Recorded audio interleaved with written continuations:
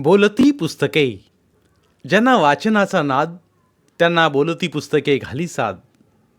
आमचं channel subscribe करा आणि सबस्क्राईब करायला इतरांनाही सांगा. अंधाराच्या पारंब्या. प्रकरण 4. दुपारचं जेवण झाल्यावर राधा ओहरीत लवंडली होती. मध्येच तिला जाग आली. तिनं डोळे किलकिले केले, ऐकत राहिली. बाहेर कोणीतरी गोड आवाजात गाणं गुणगुणत होतं. थोडा वेळ ती तशीच ऐकत राहिली. मग एकदम उठली. पाय न वाजवता तिनं दरवाजातून बाहेर वाकून पाहिलं. तिला एकदम अशुभ दर्शन घडलं. माथ्यावरचा लाल पदर पाठीमागे टाकून मावशीबाई पडवीत बसल्या होत्या, लाकडी खांबाला टेकून. त्यांच्या पदरात बेळांची सांगशी होती. त्यातला कापूस घेऊन त्या फुलवाती करण्यात मग्न झाल्या होत्या आणि ओठातनं छे गळ्यातनं गुणगुणत होत्या, तोंड न उघडता. पण आवाज मोठा गोड होता. राधाला तसंच राहावलं नाही. ती एकदम पाय वाजवीत पुढे आली. पायांचा आवाज येतात मावशीबाईंनी एकदम पाठीमागे टाकला पदर माथ्यावर ओढला. त्या हसत म्हणाल्या, झोपली होतीस? जरासा डोळा लागला. मावशीबाईंना काहीही बोलताना तोंड विचकून हसायची सवय होती. बसा, आले, असं म्हणत राधा आत गेली आणि तिने तोंड धुतलं. पदरानं तोंड पुसत ती बाहेर आली. सांगशी बंद करून त्यांनी बाजूला ठेवली. राधाच्या लक्षात आलं, या बाई थोड्या विचित्र नजरेनं आपल्याकडे बघतात. शरीराचा प्रत्येक अवयव न्याहाळल्यासारख्या त्या बघत राहतात. त्यांची बुबळं शरीरावरून फिरताना जाणवतात. राधा त्यांच्या पुढ्यात बसली. राधाकडे बघून ती तोंड विचकून हसली आणि म्हणाली, काहीतरी काम काढ. कसलं काम? काहीतरी निवडणं, दळणं. कशाला? खूप दगदग करता तुम्ही. बसा स्वस्थशा. छे ग, बसून भागत नाही. काहीतरी करीत राहिलं पाहिजे. जा जा, आण काहीतरी गहू तांदूळ. अगदी विनवणी केल्यासारख्या त्या बोलल्या. राधा आत गेली आणि सुपातनं थोडं तांदूळ आणलं. बरोबर पाट आणला. तीही निवडायला बसली. तू हो बाजूला, बाजूला हो. वा, नको, तू नको हात लावूस, असं म्हणत त्याने पाट आपल्या पुढ्यात ओढला आणि त्यावर तांदूळ ओतले आणि खाली वाकून त्या पटापट तांदूळ निवडू लागल्या. त्यांना बरोबर दिसत नव्हतं. डोळे बारीक करून करून त्या तांदूळ निवडत होत्या. निवडलेलेही परत परत निवडत होत्या. तुम्ही फार गोड आवाजात गात होतात, असं राधा म्हणाली. गुडघ्याला हनवटी टिकून ती समोरच बसली होती. कप्पाळ. मावशीबाई तोंड विचकून हसल्या. आपल्या आवाजाचं कौतुक केलं हे त्यांना आवडलं, पण तेवढंच. त्यापेक्षा अधिक बोललेलं त्यांना आवडत नसे. त्या तो विषयच टाळत असत. पूर्वी लहानपणी त्या गायच्या. आवाज खूपच गोड होता. इतका की वडिलांनी त्यांना मुंबईत नेऊन मुद्दाम तिच्या गाण्याच्या 2 तबकड्या काढल्या होत्या. पण ते सगळं त्या प्रयत्नपूर्वक विसरल्या होत्या. तो विषय बाजूला पडावा म्हणून त्यांनी विचारलं, तुझ्या माहेरी कोण कोण? मामा, मामी, आई वडील. ती एकदम चपापली. क्षणभर काहीच बोलली नाही. मग म्हणाली, आई लहानपणीच गेली. कशानं? दुसऱ्या बाळंतपणात. तिला आईचा चेहरा पुसटसा आठवत होता. गोरी पान, ठेंगणी, अंगानं जाडजूड. ती 4 वर्षांची असताना ती गेली. आणि वडील? ती काही बोलली नाही. मग काय बोलावं ते तिला सुचलंच नाही. बाबा तिला चांगले आठवत होते. गावातल्या पूजेची कामं त्यांच्याकडे होती. पायघोळ रेशमी नेसून ते सकाळीच बाहेर पडायचे.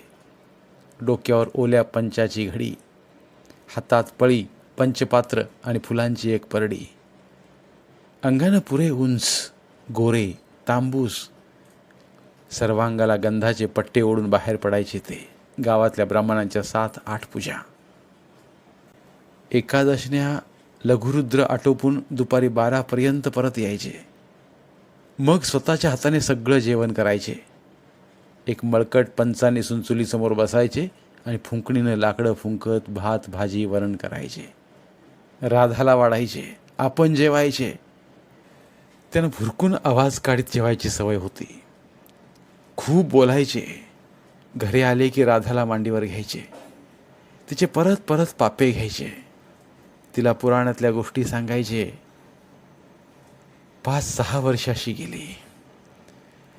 राधा 9-10 वर्षांची झाली तेव्हा थोडी उफाड्याची दिसू लागली. तिला बघता बघता ते एकदम बदलत गेले. हळूहळू त्यांनी पूजा अर्चा सोडल्या. घराबाहेर पडेनासे झाले.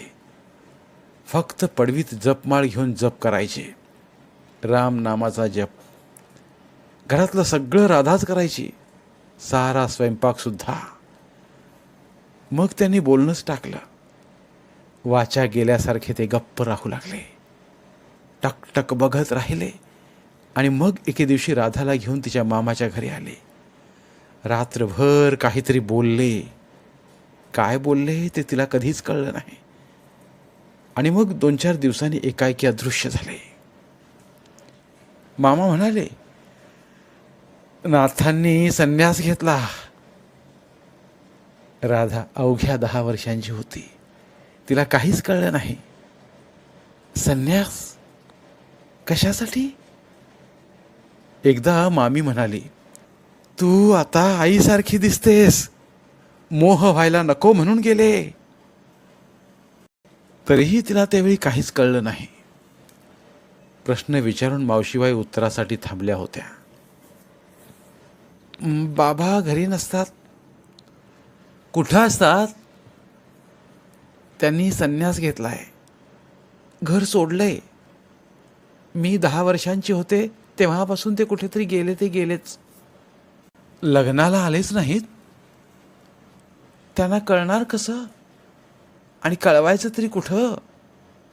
काय पत्ता आहे त्यांचा? मावशीबाईने एकदम मान वर करून तिच्या तोंडाकडं पाहिलं. ती रडते असा त्यांना संशय आला, पण ती रडत नव्हती. आता झाली 7-8 वर्ष.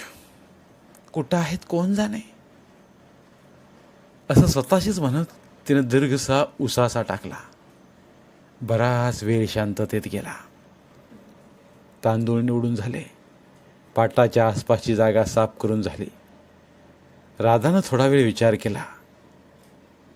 विचारू की नको? आणि मग धीर करून विचारलं, बॅरिस्टरांनी लग्न नाही केलं? राहू ना? त्याने खांबाला डोकं टेकलं आणि पदर कानामागे घेत म्हटलं, एक्कानंही नाही, नानानं नाही, बाळानं नाही, आणि राहूनही नाही. का? अगं शाप आहे या घराण्यावर. दुसरं काय सांगायचं?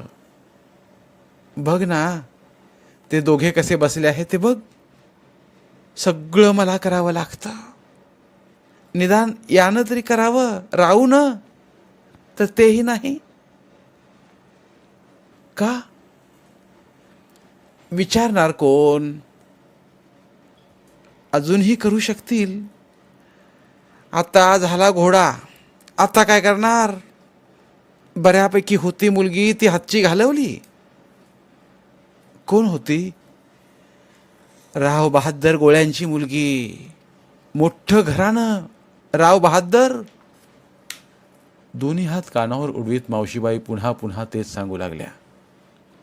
मोठं घराणं, श्रीमंतांचं, एकुलती एक मुलगी. सगळं मिळालं असतं. राव बहादरांच्या पश्चात जमीन जुमला सुद्धा. मग नाही जमलं. का? काय झालं कोण जाणे. चांगली कॉलेजात शिकलेली, इथं यायची, हा तिथं जायचा. याच्याबरोबर ती विलायतीला सुद्धा जाणार होती. दिसायला देखणी, एकमेकांना पत्र पाठवायची, काय लिहायची कोण जाणे, पण विलायतेपर्यंत पत्रव्यवहार होता. हा विलायतेहून आला आणि काय झालं कोण जाणे. आप्पांच्या यांचाच बाप, त्यांच्या डोक्यावर काहीतरी परिणाम झाला आणि त्यांच्याबरोबर हा नानाही गप्प झाला. काही करेनासा झाला, नुसता एडपटासारखा बसून.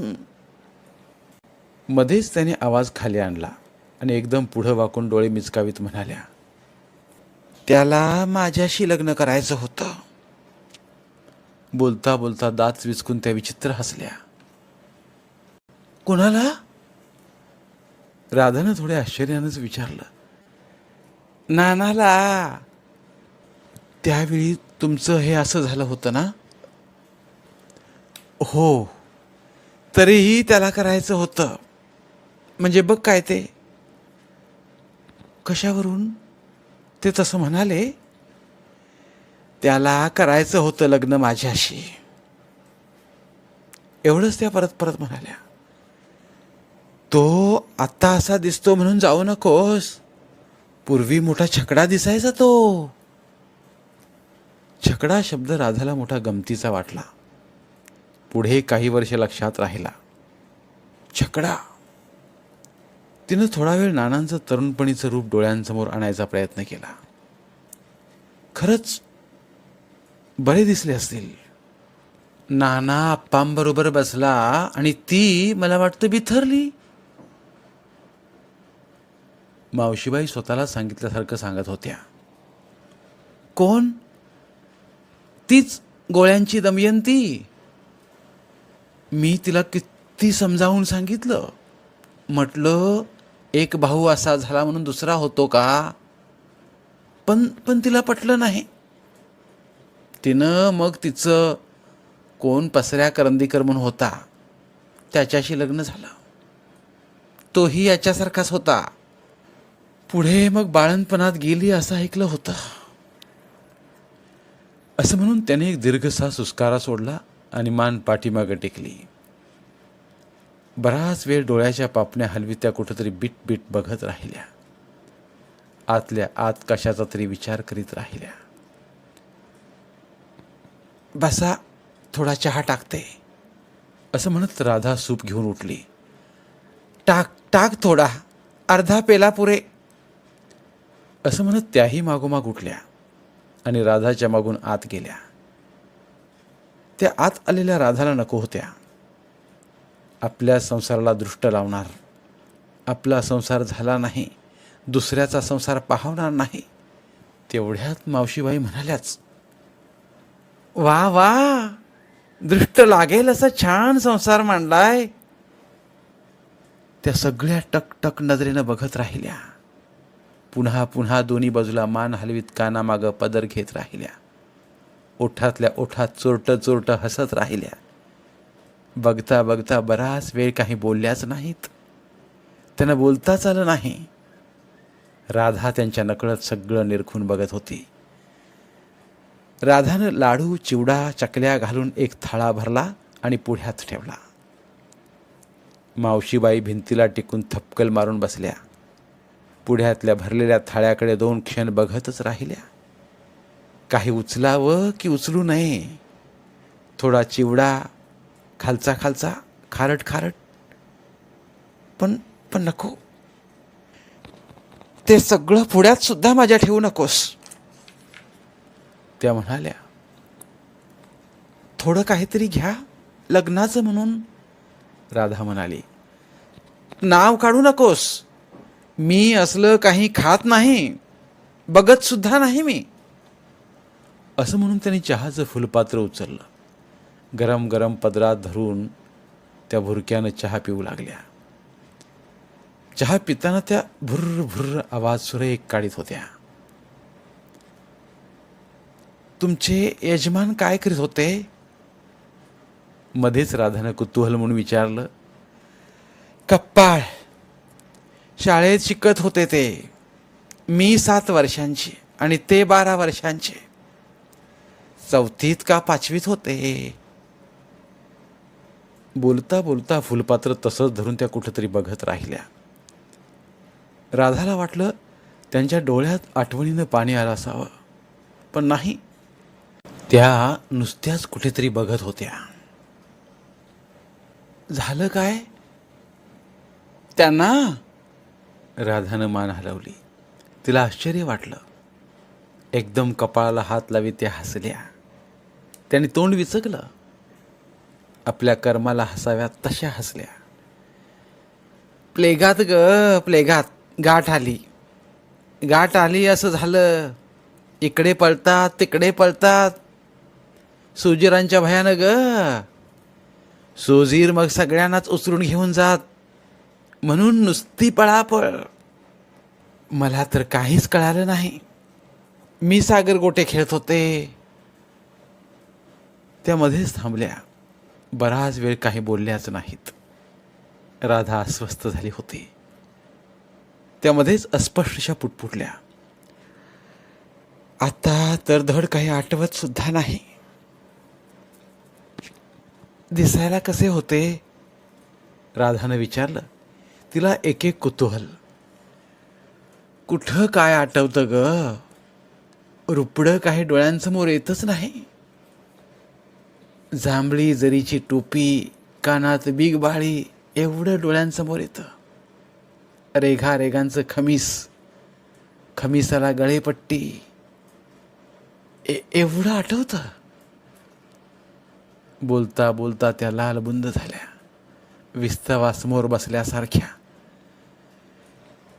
वाईट जिनं, एवढंच राधा तोंडातल्या तोंडात म्हणाली. एकेकीचं कर्म. त्याच वेळेला गाठ मला का नाही आली? मी तरी सुटले असते, पण नाही, कर्म आपलं खडतर. एकदम त्यांनी दात विचकले. 2-4 वेळा भुर्र भुर्र आवाज करीत चहा ओढला. चहा संपवला. संपला तरी फुलपात्र जिभेवर पुन्हा पुन्हा उपडी केलं. आणखी थोडा चहा करू का? तिनं विचारलं. काही एक नको, हाच दिलास तो खूप झाला.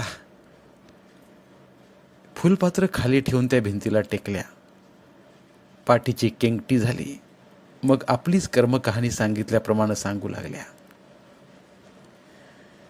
दोघी चौघींनी मला धरून नानी घरात नेलं. का नेलं ते मला कळलंच नाही. हडप घेऊन न्हावी तिथं बसला होता, पण मला कसला सुगावाच लागला नाही. त्यानं आपल्या मांडीत माझं डोकं धरलं आणि तासायला सुरुवात केली. तेव्हा डोक्याची आग आग झाली. जीवाच्या आकंतानं मी ओरडले, मस्ती केली, पण काही उपयोग झाला नाही. डोकं भगभगायला लागलं तशी मी मोठ्यानं ओरडले, हात पाय झाडले, दंगा केला, पण काही उपयोग झाला नाही. बायकांनी आणि 2 पुरुषांनी माझं डोकं घट्ट धरलं होतं. 2-4 मिनिटात खेळ खलास. 2-4 दिवस मला कोणी आरसा दिला नाही, आरशात तोंड बघू दिलं नाही. ह्यांची एक मामी होती, ती मात्र दयाळू होती. ती तासातासानं गंध उघडायची आणि डोकीला लेप लावायची. तेव्हा कुठं थंडावा यायचा. एवढं सांगितल्यावर राधाला वाटलं सांगता सांगता त्या रडतील, कारण राधा रडायला येत होतं. तिनं पदरानं डोळे टिपले सुद्धा, पण मावशीबाई जरा सुद्धा रडल्या नाहीत. नाक सुद्धा पुसलं नाही. उलट त्या चमत्कारिक हसल्या, दात विचकले आणि रोखून तिच्याकडे पाहू लागल्या. म्हणाल्या, रडते आहेस? तेवढं विचारता क्षणी राधाला उमाळा आला. एकदम हुंदका देऊन ती रडली. चल खुळी कुठली, असं म्हणत हसल्यासारखं तोंड करीत त्या बघत राहिल्या. खरं तर त्या हसत नव्हत्या. या सगळ्या भयानक प्रसंगातनं त्या करपून गेल्या होत्या. मग त्या उठल्या, तिला जवळ घेत आवळल्यासारखं केलं आणि म्हणाल्या, चला, मी माझी सगळी कर्मकहाणी सांगत बसले तर बघायला नको. जाता जाता तुरुतुरु पावलांनी परत माघारी फिरल्या. खाजगी आवाजात म्हणाल्या, कुणापाशी बोलू नकोस. काय ते? तेच नानाला माझ्याशी लग्न करायचं होतं ते पुन्हा पिसाळायचा. असं म्हणत त्याने एकदम तिचे हात दाबले आणि तुरुतुरु चालत त्या वाड्याकडे चालत राहिल्या. ऊन फारसं नव्हतं. असलंच तर कलतं होतं, पण अनवाणी पाय मातीत भाजत असल्यासारखं त्या चालत राहिल्या. पडवीतून राधा त्यांनाच पाठीमागं बघत होती. नानासाहेबांना आणि बाळासाहेबांना राघूनं बाहेर उघड्यावर बसवलं होतं. दोघेही मुंग्या बघत बसले होते. काय चहा बिहा का पाहिजे की नको, असं मावशीबाईंनी त्या दोघांना विचारलं. त्या दोघांनी काहीच उत्तर दिलं नाही. त्या निष्कारण हसल्या आणि आत गेल्या. क्षणापूर्वी आपल्याला सोहळी कशी केली हे त्या सांगत होत्या, हे राधाला खरं सुद्धा वाटेना. धन्यवाद.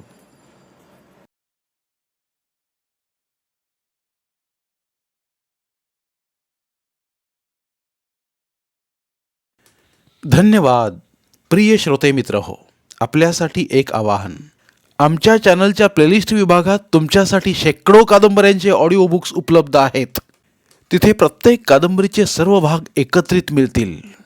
त्यामुळे सध्या सुरू असलेल्या क्रमशः कादंबरीच्या पुढील भागासाठी वाट पाहण्याची गरज नाही. तुमच्या वेळेनुसार तुम्ही संपूर्ण कादंबरी सलगपणे ऐकू शकतात आणि साहित्याचा आस्वाद घेऊ शकता. कृपया आमच्या चॅनलच्या होमपेजवर जाऊन प्लेलिस्ट चेक करा आणि तुमची आवडती कादंबरी निवडा. धन्यवाद.